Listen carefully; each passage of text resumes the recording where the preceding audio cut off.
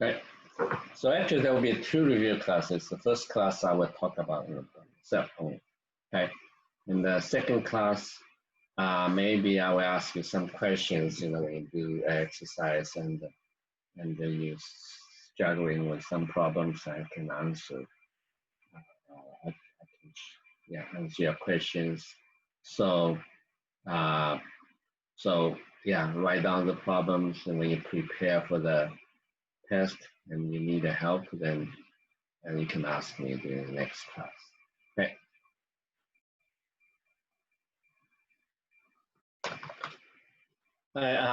Okay, so let's go through some problems and let's do step by step. Okay, some problems. Okay, so very important. One of the very important problems is I have to find the local maximum and local minimum value of a function. Okay, and given this function may be defined in the whole plane or some domain. Okay, so this is the first problem I want to talk about. Yeah, so the first problem. Okay, so we are given a function x minus y, 1 minus x times y. Okay, so there's no restriction x and y, so the domain is not given. That means it's defined on the whole plane. Okay, so this is a function. We want to find out the local maximum and minimum value. Okay.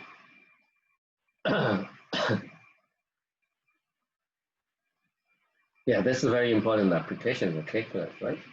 So we have to have some problem like that.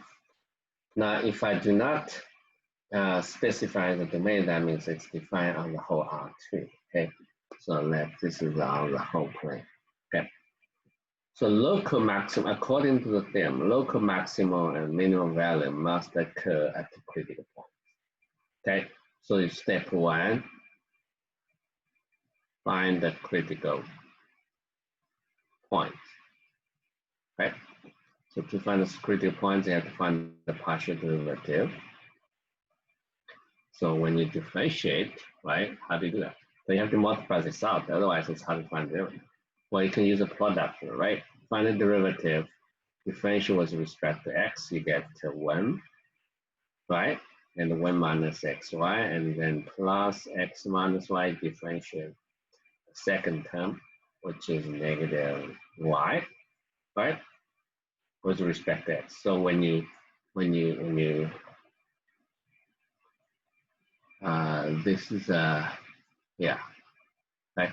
So it's going to be 1 minus, you have a 2xy here and plus y squared. I think this is, yeah. Okay, so fyx, you will get differential rate with respect to y is negative 1 minus xy, plus x times y, and differential with respect to y, so negative x. I think you will get negative 1 plus xy, and yeah, so that's 2xy here minus x squared. Okay, and now you can multiply this. Okay, so now the question is, how do you solve these 2 equations? Okay, how do you solve these 2 equations? Okay.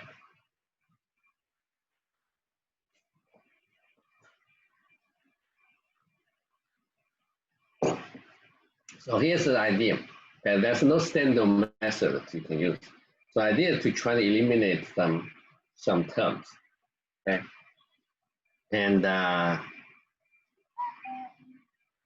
so the equation 1 plus equation 2, add them together, you get negative 1 positive 1 0, negative 2x positive 2x 0, cancel out, so get y squared minus x squared equals 0. That's great, because this is a very simple equation.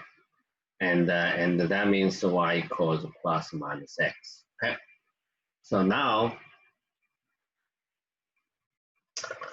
using this additional equation, yeah, this is simplifying equation. It's equation 3, right?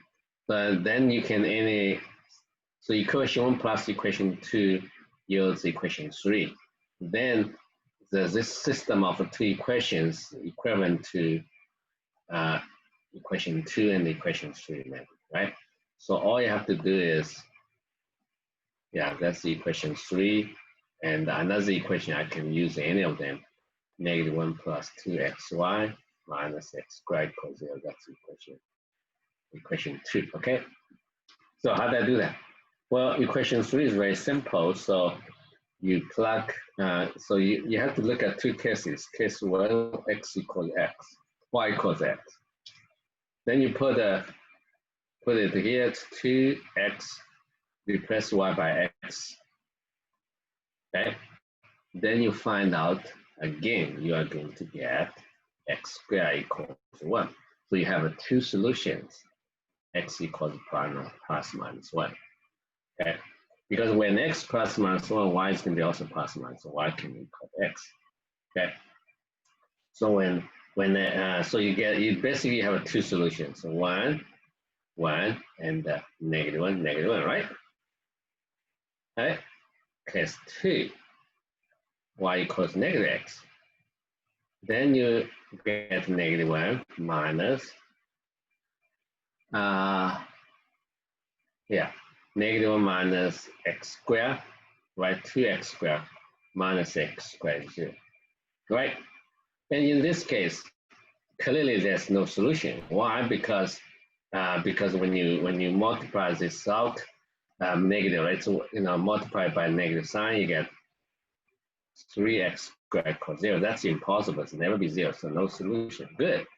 We don't want to have too many solutions. No solution.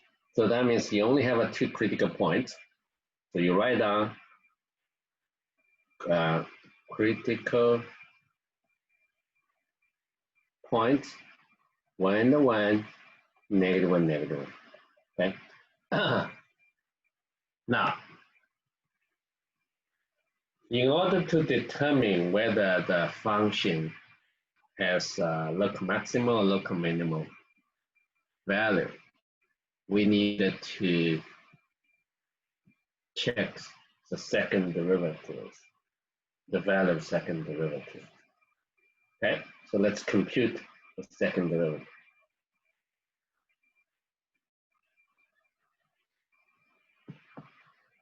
All right.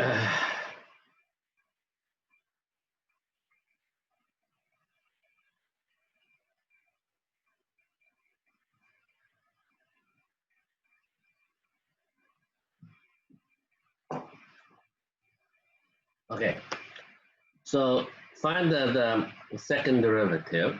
Okay, so remember the function, right? The first derivative. So you just find if you forgot, let's write down the second derivative, first derivative, because otherwise you cannot differentiate. The screen is too small, right?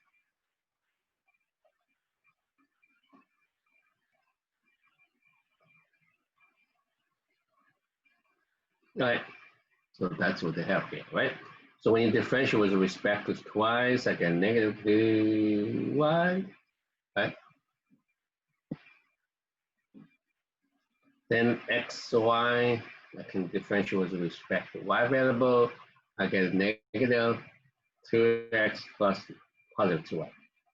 Then I don't need to look at, this should be also equal to yx. Okay, so when differentiate with respect to y double, then you get 2x. Right? Now we needed to look at the matrix. Okay, the matrix. This is with respect xy, yx, fy sub y, right? So you will get this matrix. It's -2y, 2x, -2x plus 2y, -2x plus 2y. Okay, we want to see its value. Okay, the value when I don't put the details here, when x equals 1 and y equals 1, what do you get? That's -2, 0, 0, +2. Okay. As you can see that the determinant of this is going to be negative. Okay, negative means this is a set point. Okay, it's a set point. It does not have a local maximum. It does not have a local minimum value. Okay, and then you look at the matrix at this another point, right? So you get 2, 0, 0, -2. Again, the determinant is still negative. So this also shows that this is a set point. Okay. Okay.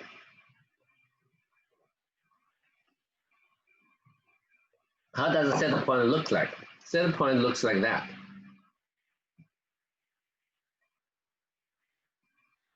Okay, looks like that. So there's one curve, along one curve it curves up like that, go up. Another curve go down. So it does not have the function, does not have a local maximum value, local minimum value. So this is a saddle point. Saddle point. Okay. So the function does not have any local. Does not have local maximum, local minimum value.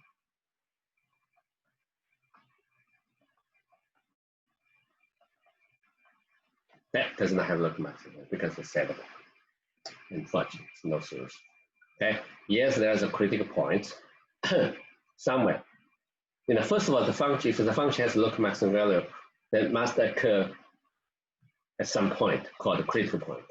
Then you find the critical point, and you look at the critical point, local picture of the critical point. And we know that it's a set point, so the picture looks like that, okay? Maybe you rotate a little bit, but this basically looks like that. So the function doesn't have local maximum, local minimum value. Okay?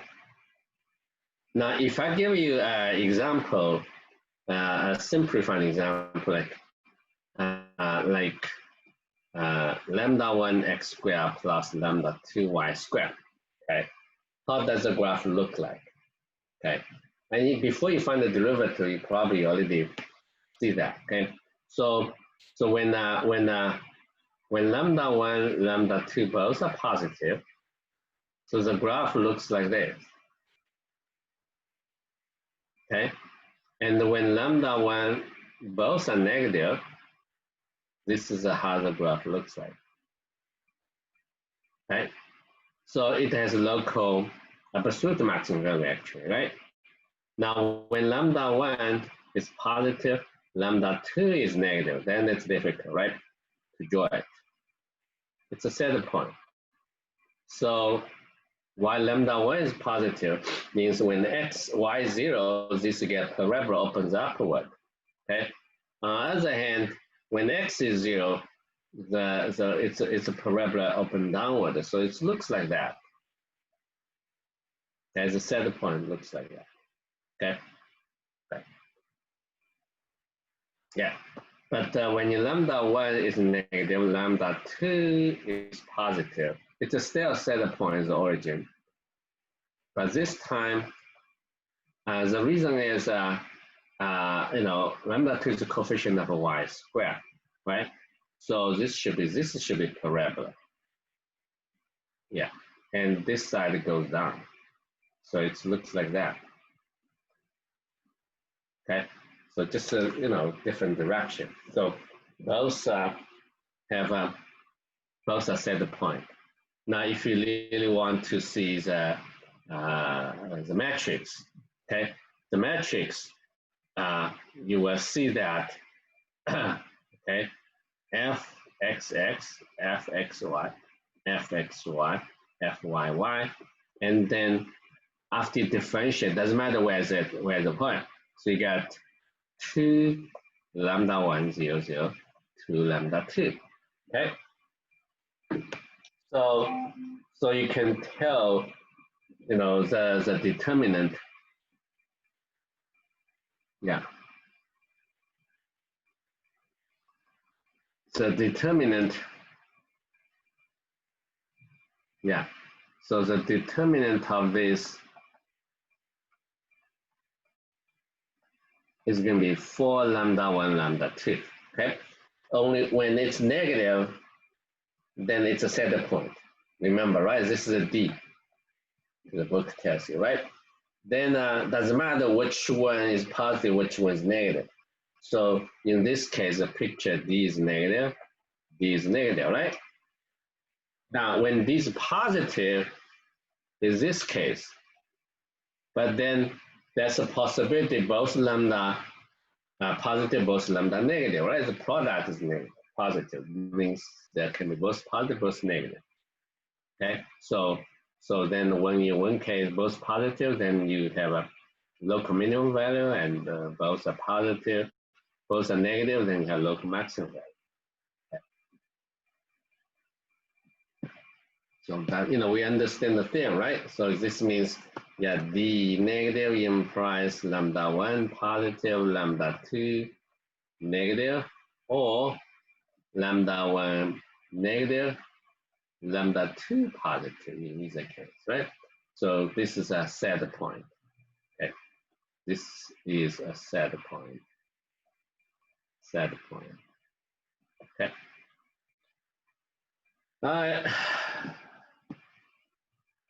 We probably in the second review class we come back to this type of problems. Okay.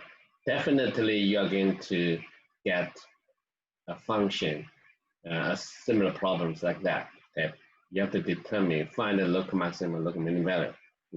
For this problem, you don't have a local maximum value, but there are some other functions you can have a local maximum value, a local minimum value. Okay.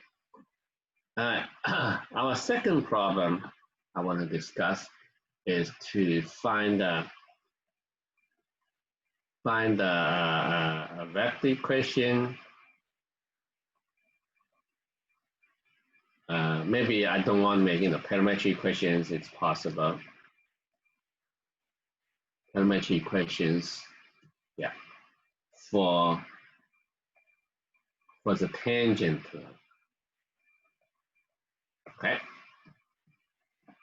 to the curve. Okay, the curve could be given as parametric equations, or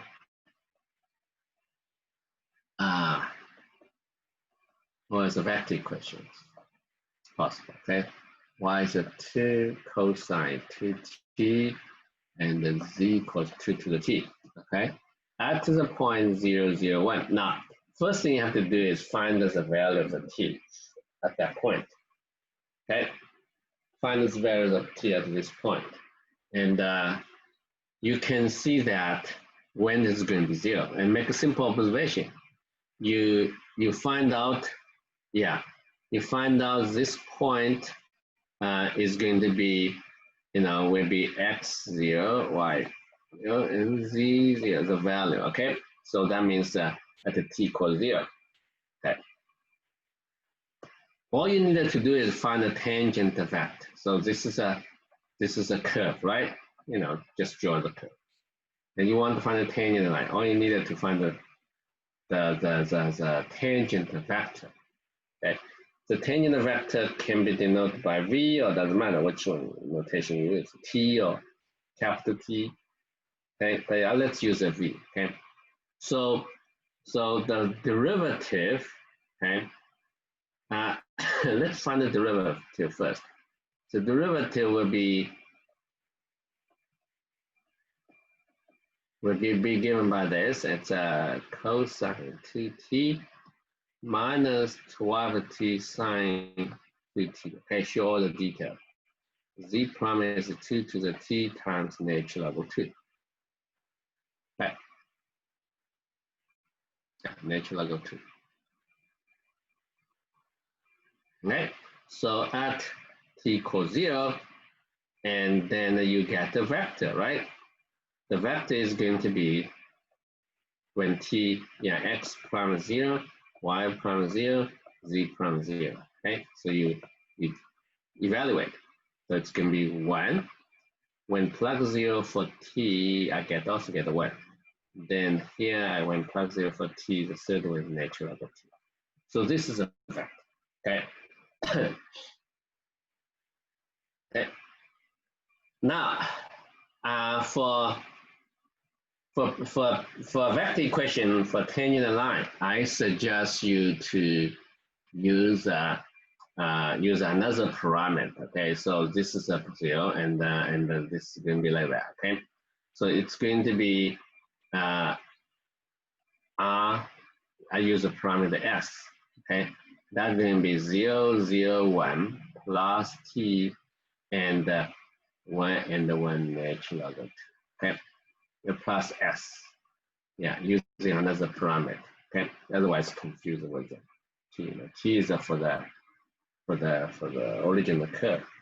Okay, so let's use s. Okay, so this the answer is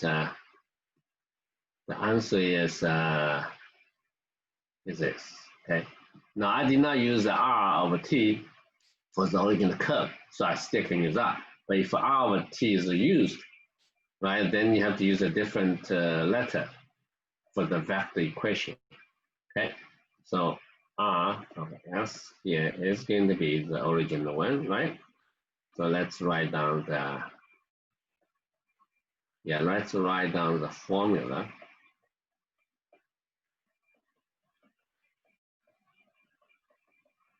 Okay, then you have 0, 0, 1 plus s1 and natural log of 2. Now, if you want to use if you want to write down the parametric equation, that'll be x. Yeah, let's still use x, right? It's going to be s, y is going to be s, z is going to be 1 plus s natural log of 2. Okay. All right. Now the next problem is a little bit difficult. It's involved integrals. Okay, we have to find the length of the curve.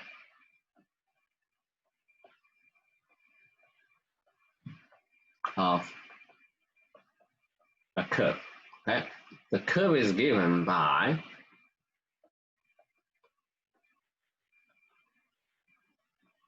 this formula, 9tj plus 4t to the 3 over 2. Whoa, that's nice. Okay, so this is a t, okay, and the t is between 1 and 4. Now, can you set up with a formula for the length? Yeah, you can try, okay? Set up the formula. Then you try to evaluate. Okay, please do that. Okay, now if you cannot evaluate, then just leave that. But at least you have to write down the integral for the length.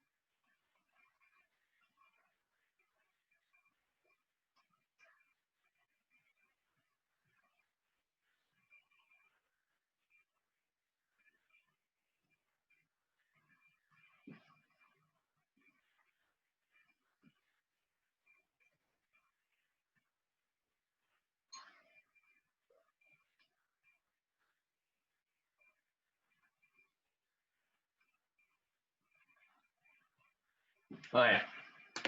So first of all, let's write down the formula. So first, the length is going to be the integral from 1 to 4, and the length of the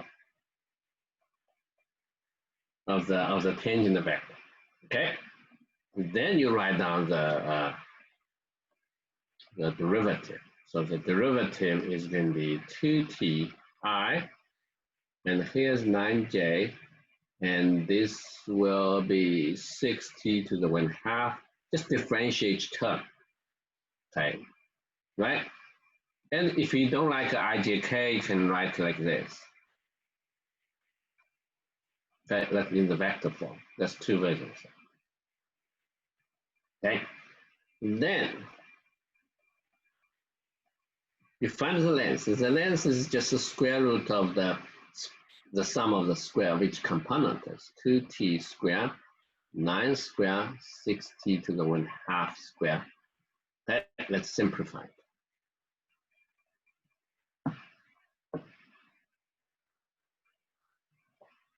Yeah, we hope we can simplify a little bit. So it's going to be 4t squared, 89, 36, and t. I'm not sure we can do that. Okay. Well, are you able to get rid of the radical? Okay, so this is rewrite this again, right? Maybe I should still keep it like this. 2t squared, 36t plus 9 squared. Okay, so this number should be twice times 2 times 9, and then that's true. Okay, so this is going to be 2t plus 9 squared. So 2t plus 9. Great, we get rid of the radical. Okay. Yeah, this is most of the time you can get rid of radical, okay? When you evaluate integral, the function given is nice. So it's going to be integral of 2t plus 9 dt. Then you find the entire derivative, then evaluate the two other points. Okay, so it's going to be 4 squared plus 9 times 4 minus 1 squared plus 9. Okay, so that is going to be 16 plus 36 minus 10. Yeah, it's 42. Okay, so 42 times. So my suggestion to you, in order to get more partial credits, is you write down the formula you're going to use. Okay, then you're trying to work out, find out the length of the partial group, when length of the tangent vector. If some still not able to simplify, so you're not able to evaluate integral, or you make mistakes when you evaluate integral, that's fine. You're losing some points, but you're not losing all of it. The most important thing is you have to show me you know how to solve the problem. Okay? So very important, yeah, to show you the ideas to solve the problem.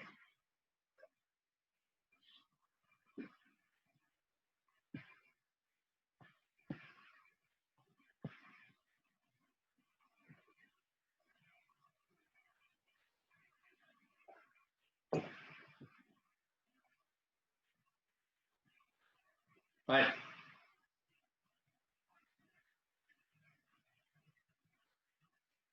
Our next problem will be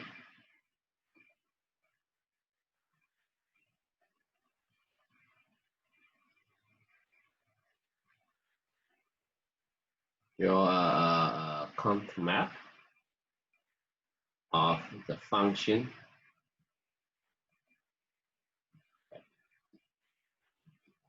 So this could be a 2 variable, could be 3 variable. Okay, actually what we're trying to do is we're going to draw a family of level curves. In other words, draw a family of the level curves. Okay, so f of x, y equals k. That's all you need. And by choosing the values of a k, right, then you can complete the problem. Okay. So square x plus 3y equals k.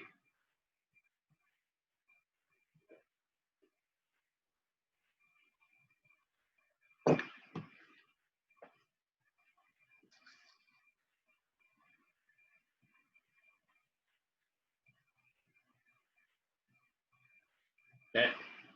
So from that, you can solve for y equals negative 1/3 the square x plus k over 3. So this, you see, the only change is just add the k over 3, right, to the function. So this, once you draw the curve for, yeah, let's see. So we just needed to draw the curve y equals negative 1/3 the square of x. So if you can draw one, then you can get a family of them by pair translation, right? You know, translate it to upward by any unit. So so how can I draw this curve? Well, this is just a part of the parabola, I guess. Okay. So let's take a look at y equals negative 1/3 the square x. I'm going to rewrite this. X cannot be negative, right? So I put it back. I still go back. Okay, I go back to here as negative 3y equals square x. And x you squared, you get 9y squared. So x equals 9y squared is going to be a parabola open to the right. Okay, so this is a parabola open to the right. But y cannot be positive because negative, right? X should be positive. So you only have this piece. Okay, you only have that piece. Y cannot be positive because look at that, right? Square root of x is going to be negative 3y. So y can only be 0 or negative. So that's why you only have one piece of the parabola. Then you add a constant k over 3. Okay, so when you add a constant, you left, when k equals 3. So this is a 1, right? So you get a curve like that. So when k equals, this is k equals 0, this k equals 3. When k equals negative 3, you get that piece. Okay, so it's pretty clear to you, right? So as long as you draw one curve, then you can get a family of curves. Okay, so the key point is draw the curve for one particular value of k. Then you see how does the family of the function related. If that is added a constant to the function, then it's easy just translate. Now sometimes it's not adding constant, then you have like a family of circles, a family ellipses, right? So it's not like a shifting, the curve. Okay? So you have to be careful about the relationships among all the curves in the family. Okay.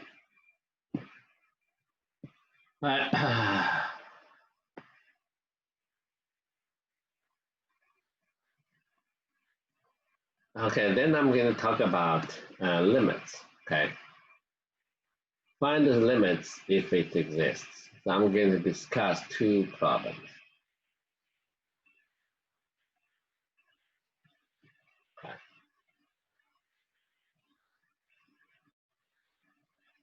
And here's x squared plus y squared, x squared and y. Okay.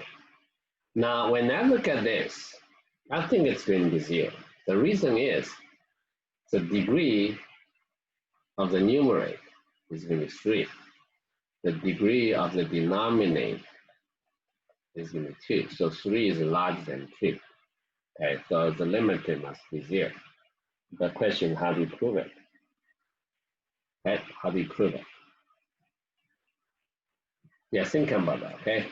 Yeah, I'll give you a half minute. Think of it. The limit exists, okay?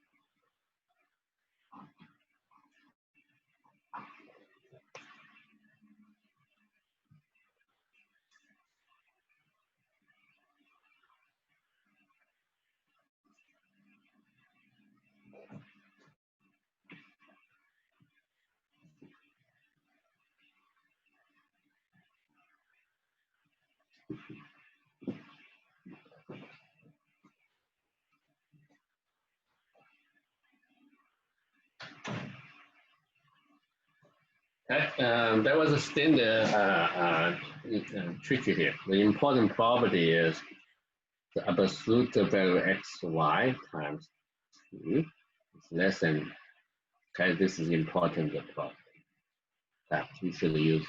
Okay?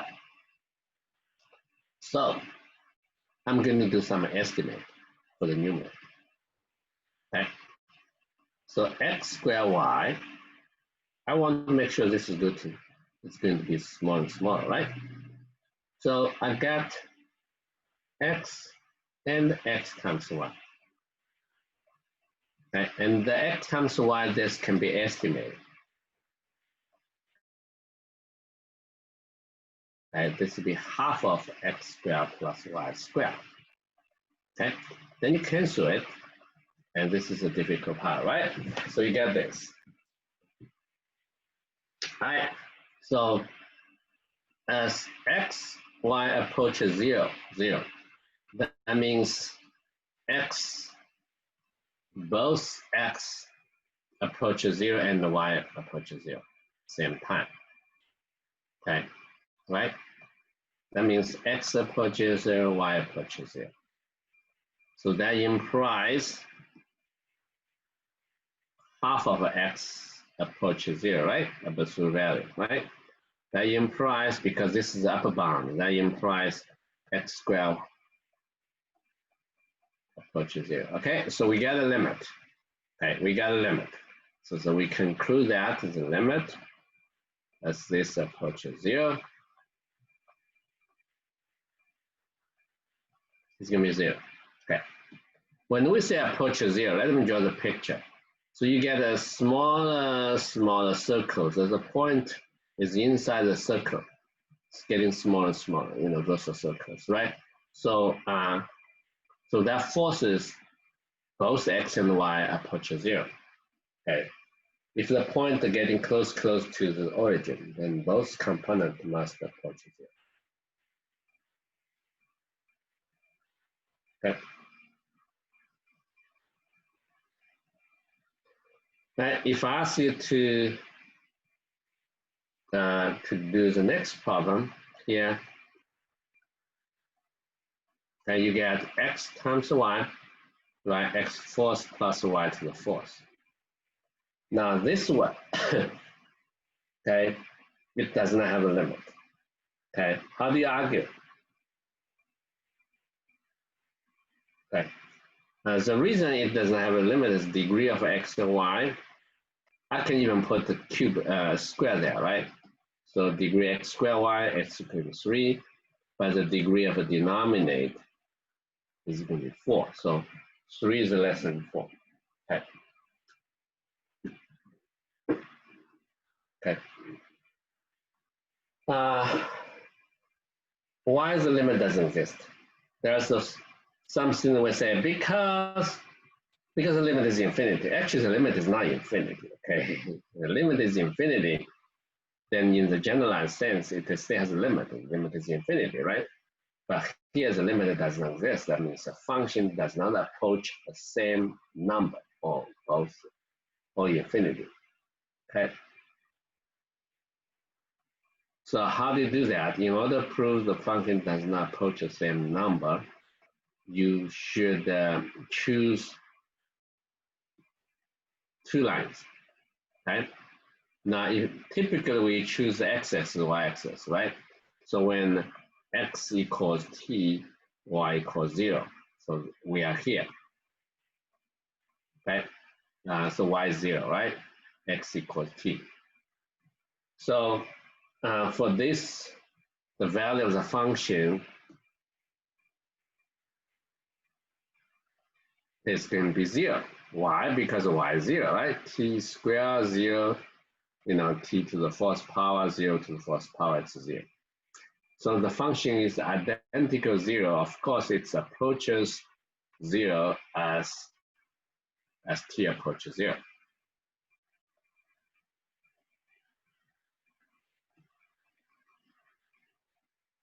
Okay. And if you choose the y-axis, you can end up with the same result, but you cannot say it is going, the limit exists. Okay. In order to prove the limit doesn't exist, you have to find another path so that along that path approaches the origin, the value of function does not approach the same number 0. Okay. So if the y-axis does not work, you try another one, passing through the origin. So x equals t, y equals t. How about like that? Okay. So along this, okay, then x squared times y, x to the fourth power, y to the fourth power. I get t squared and t to the fourth power, and t to the fourth power. Now let's simplify this. And that is going to be t cubed and the 2t to the fourth power. So that is 1 over 2t, okay?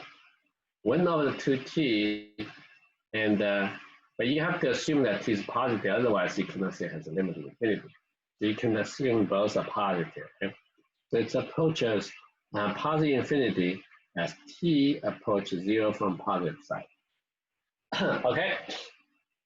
So therefore, the function, you can conclude that the function does not approach the same number, right, as x, y approaches 0. So that's why that's limit doesn't exist. So this, okay, does not approach a fixed number, okay, as x or y approaches the origin, okay? So the limit doesn't exist.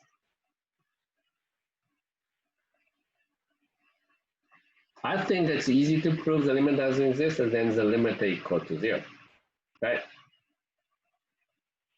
Okay, because you have to apply this inequality, some other techniques to prove the limit equals 0. Right?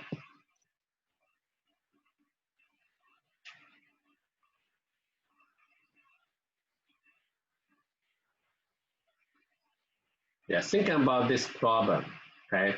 I give you the following problem.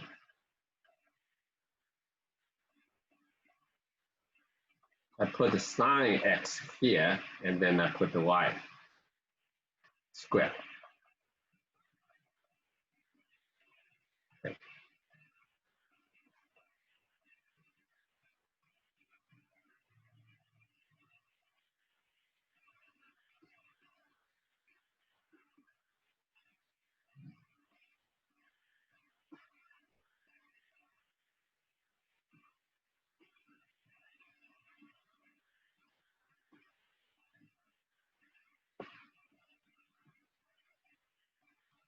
So you look at this problem, okay, to see how do you do that. If you want to prove the limit is 0, you have to give a proof, okay?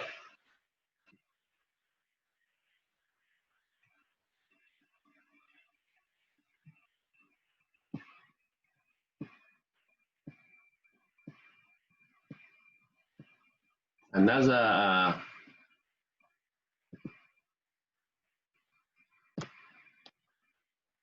yeah, there are other type of problems. Yeah, this is a good thing.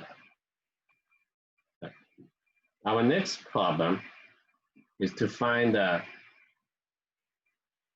tangent plane.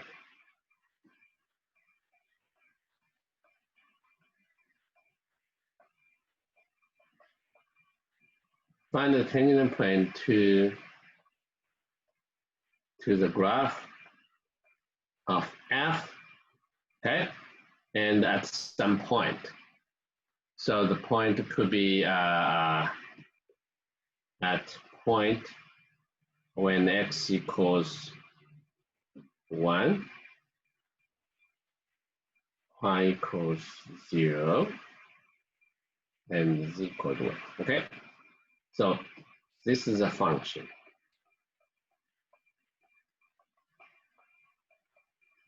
All right.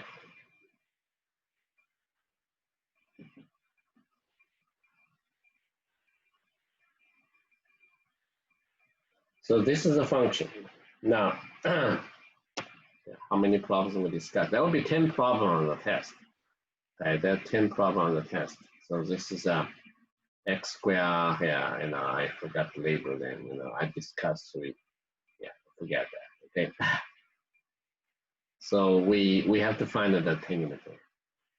Okay, equation for the tangent plane. The equation for the tangent plane, there are two versions there, okay? One is, you just write down the formula, right? Z non-zero equals F. I think this is the formula. Okay. If you want to use this formula, this is a very specific formula. Okay. Now, if I ask you to find the tangent plane to the level surface, because the graph of function can be viewed as a level surface, okay, of some function. Yeah, we can talk about this later, right? Okay. So first of all, we get this, right? And yeah,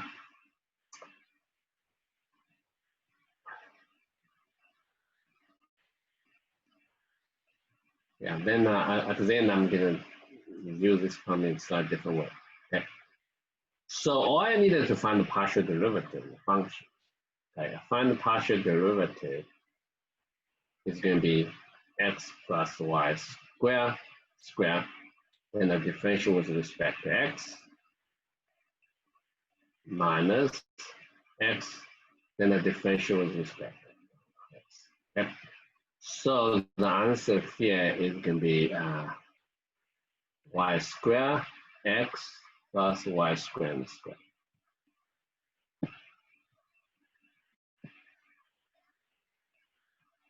Okay. Then the partial derivative with respect to y, I get the first variable and the differential to 0, right? So we don't worry about that. Then I have an x, and differential with respect to y is 2y. So I get a negative 2xy. Okay. So now I'm going to evaluate what is this 2 endpoint. Okay. So fx 1 and 0, right? So 1 over 0 it's a 0 because it's 0 square and 1 plus 0 square and square is 0. So fy 1 and 0. It's again, it's 2 times 1 times 0, 1 plus 0 square 0. It's going to be 0 again. So the equation is very simple. So the equation for the plane, is going to be z equals 1. Okay, it's a horizontal plane. As a tangent plane, horizontal. Okay. But you have to show all the details, how to get it, because this, write down the formula. It's very important and find the part, because you cannot guarantee you always find the right partial derivative. But if you write down the formula, Okay, if you write down this formula, I know you know how to solve the problem. Okay. Now, think about in general. Okay.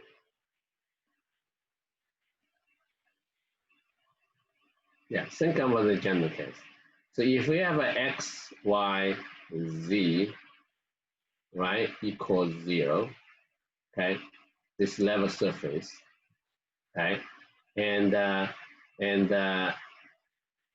here's a point on the surface. Okay, it's not necessarily to be level surface, okay, of some function. Then the tangent plane is determined by the following formula. Okay, so first of all, this is a gradient of a capital F. This is going to be the normal vector. Okay, so gradient of a tangent of this vector is perpendicular to the tangent plane. Okay, so this is a normal vector. It is called a normal vector, but it's not necessarily have a unit length. It is called a normal vector. Okay, to the surface. Okay.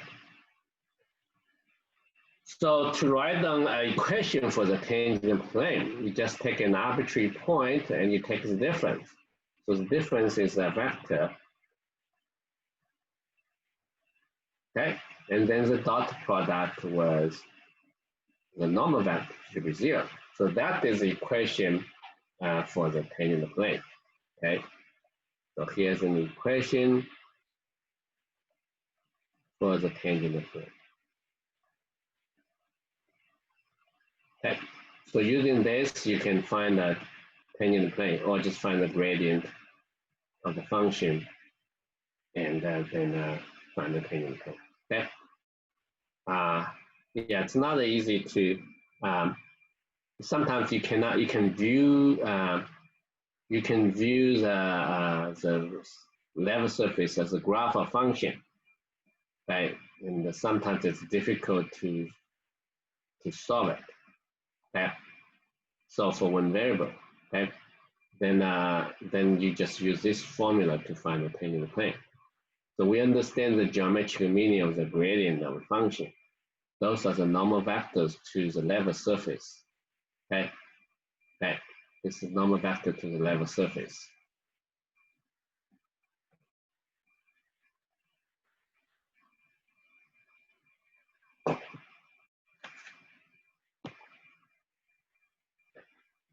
And in dimension 2, if it's only two variables,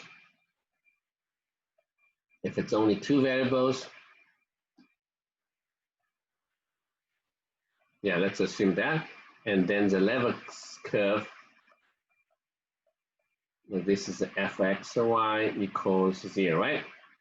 Then the gradient of the function is going to be the normal vector to the curve. Okay, so those two are tangent. Okay, so the tangent line can be also obtained by the following equation. So the difference of these two components give you a vector. This is the tangent vector, perpendicular to the gradient. So this is the equation for the tangent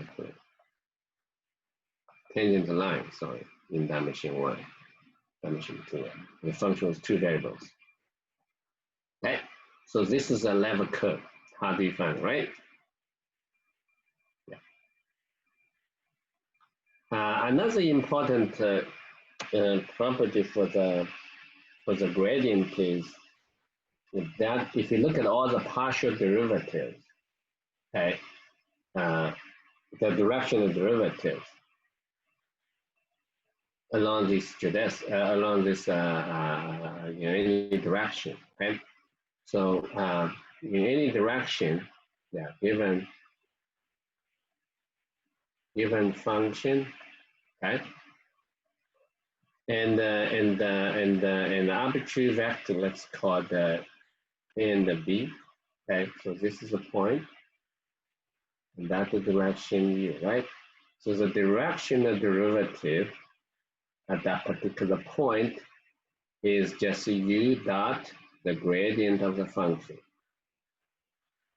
Okay, so the gradient of the function may be in this direction.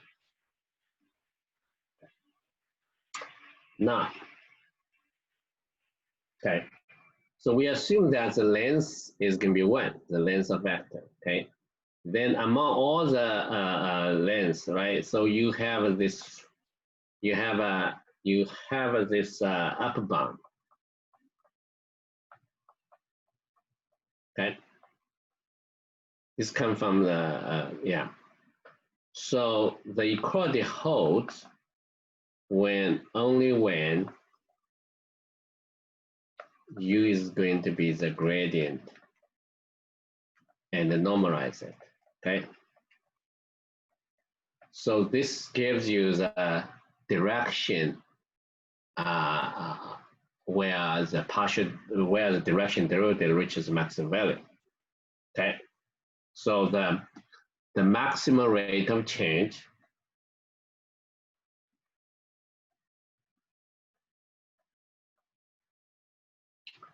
okay, F at that point, okay, that is actually the maximum value of the direction derivative, okay, is the maximum value of DUF, okay, at that point for U with the unit length is going to be the gradient of the length, okay? Then look at the above inequality, yeah. Now, in general, right? In general, I put a remark here. How do we get this limit? Get in this inequality. U dot V, okay? There's an absolute value. This is going to be less than or equal to the length of U times the length of V, okay? And the U dot V divided by this is going to be cosine theta. So here's U, here's the V. Okay, they're not necessarily to unit. Okay, so but the ratio, the ratio, the absolute ratio is going to be less than or equal to 1. That's why it can be expressed as a cosine theta, but theta is actually just the angle between them. Okay. Okay. In particular, when U is going to be 1, so if the length of U is 1, then U dot V is less than or equal to V. Okay, that's what happened with it. Okay, so that's why dot gradient of F is less than or equal to. Okay. Well, all right, so now let's take a look at the following example. Oh, I don't have a time to discuss. We're going to take today's Wednesday, right? We're going to take a quiz. Okay. Stop here. I'm continue next time.